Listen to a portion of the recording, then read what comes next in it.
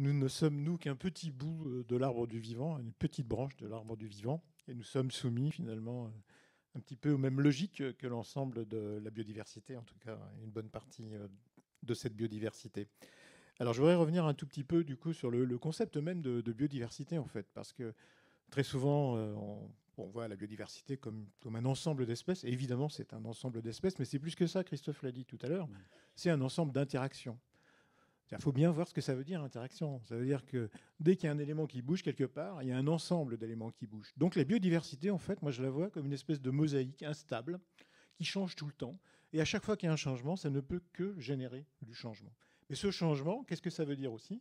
Ça veut dire que tout est provisoire, que tout bouge tout le temps et que tout est hétérogène. Moi je pense qu'une manière de définir la biodiversité, c'est justement le terme hétérogénéité. C'est l'hétérogénéité qui fait la force du vivant. Et c'est parce que le vivant est hétérogène que finalement il passe les épreuves au cours du temps, y compris, j'espère, celles que ce vivant est en train de vivre aujourd'hui. Donc ça, c'est un message clé qui est presque un message presque un peu politique sur les bords.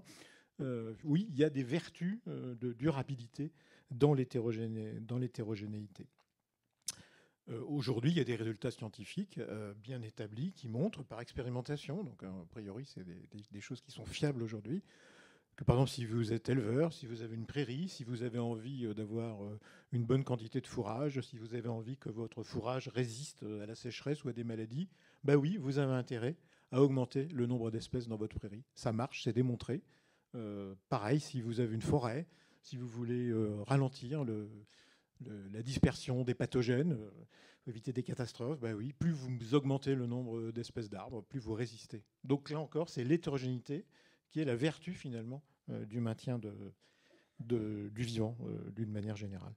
L'autre aspect, c'est que le vivant, comme on l'a dit, il s'adapte à l'environnement, mais en réalité, une bonne manière de s'adapter à l'environnement physico-chimique par exemple, bah, c'est de prendre le contrôle sur l'environnement. Et c'est exactement ce qu'on découvre aujourd'hui. C'est assez fantastique. Quand on étudie les relations entre des organismes et leur milieu de vie, ben on s'aperçoit qu'en fait, par exemple, il y a beaucoup de sols que nous voyons comme non fertiles, incapables de produire réellement de façon significative des produits récoltables en termes agronomiques. Et puis quand vous allez mesurer la productivité, vous tombez sur des records.